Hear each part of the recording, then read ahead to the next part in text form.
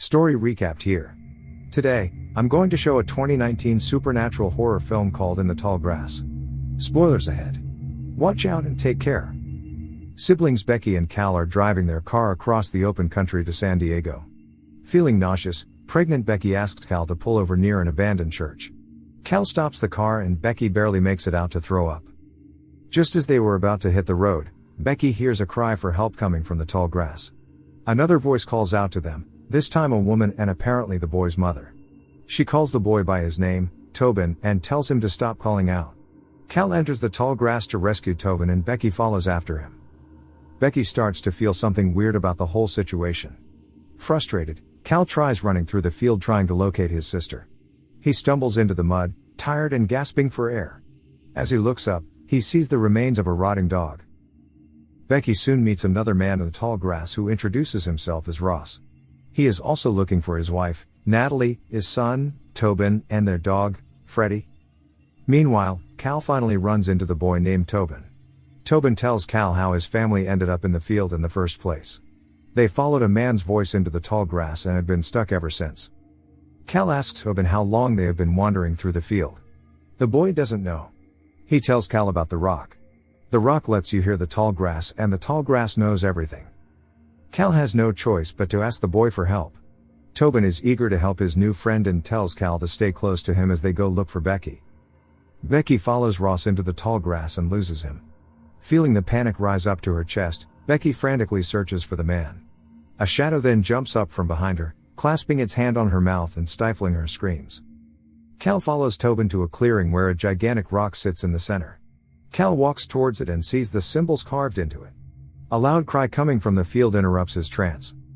Travis stops his truck at the same church where Cal parked their car. He spots a paperback novel belonging to Becky at the side of the road. Ignoring the uneasy feeling in his chest, Travis ventures out into the field. He soon stumbles into Tobin. Tobin calls Travis by his name, leaving Travis confused. Tobin insists that they have met before, but Travis could only look up to the boy in shock. Ultimately, the boy leads Travis to Becky's rotting corpse. Tobin watches from a distance as the man shudders and cries beside the corpse. Back at the church, Tobin stands towards the tall grass, completely terrified as he holds onto his dog and calls out to his mother, saying that a man is calling out from the field. His parents follow him to the field and immediately get lost. As morning breaks, the siblings arrive at the side of the field and enter the tall grass to Tobin's cries. Feeling hopeless and lost, Travis hears Becky's voice from a distance and he calls out for them. Travis finally catches up to Tobin, Becky, and Cal. Travis tells them that they've been missing for 2 months. Suddenly, a phone call interrupts their talk. A distorted woman's voice erupts from the phone giving them a solemn warning before cutting off. They continue their trek until Becky screams in pain as blood drips from her thighs. A horrifying vision of death and sacrifice play through her mind, so horrifying that it makes her pass out. Ross meets them and leads them back to the clearing with the rock. The atmosphere turns ominous as Ross marvels at the entity in front of them. He tells them that the way out is to touch the rock. Suddenly a woman appears from the tall grass. It's Natalie, Tobin's mom. She shields her son as she warns her husband to stay away from them. As she looks over at Becky, she gasps. She insists that she saw Becky and that she was dead. Ross insists that Natalie's only confused. Becky grabs her stomach from the pain and another vision passes through her mind. She sees the grass people and Ross with milky white eyes and a sinister smile on his face. As Ross turns his back on them, Travis tackles him to the ground and starts punching him. Ross soon gains the upper hand and breaks Travis's shoulder.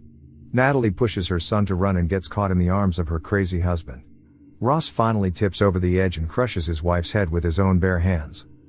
The group runs back into the field and Freddie leads them towards a building. Travis apologizes to Becky but lashes at her brother. Fed up with everything, Cal lands a punch on his face. Their fight is cut short by Ross, who is now banging at the door. The group climbs up to the top of the building and barricades the door. Cal and Travis spot the dog, Freddie, as it walks through the empty parking lot. The dog suddenly disappears and then reappears at the main road near the church. Travis concludes that it must be the way out.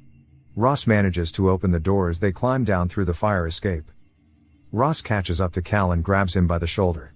He brings out Cal's worst fear, that he'd be left out once the baby is born and Travis and Becky will end up together. Cal runs away from his grasp and back into the field but is soon tackled by Ross. As Cal turns to his side, He sees his own mangled corpses staring back at him with their soulless eyes. A final chill runs through his spine as Ross chokes him to death. Travis wakes up and goes back to the field to look for Becky. Beaten and bruised, he thanks Becky for trying to keep her baby and that their baby deserves to live. Suddenly, Ross grabs Becky from behind. Becky is terrified and exhausted, but with the remaining energy she has left, she reaches for the pair of scissors on the ground and stabs Ross's left eye. She pushes herself back up and runs until she finds herself surrounded by the grass people she saw in her vision. They close in on her, defying her attempts of escape, and carry her against her will. Becky wakes up and pulls out her cell phone and attempts to call herself, revealing herself to be the woman who gave them the ominous warning earlier. As she drops her phone in pain, she sees the carvings on the rock, bearing the prophecy of her own pregnancy. The ground breaks before her, revealing the roots underneath the rocks. Thousands of babies, dead and alive, wriggled in the roots beneath her, all crying for help. Becky screams at the horrifying sight of what seems like the fate of her daughter. With one last push and scream, she passes out. The full moon shines above her as Becky wakes up in a dazed state. Cal is feeding her something. Betty asks what she's eating and his brother responds that it's only grass.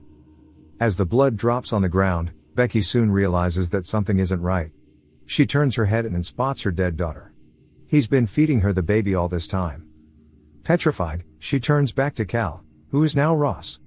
Travis finds Becky near the rock. He taunts Ross to come out. A grinning Ross appears from behind, landing a punch on his face. He pins him on the ground, but Travis gains the upper hand and kicks him off. Ross retrieves a broken bone from the mud and slams it onto Travis's face before finally stabbing him in the stomach. Suddenly, Becky rises up with her last ounce of energy and strikes Ross's right eye.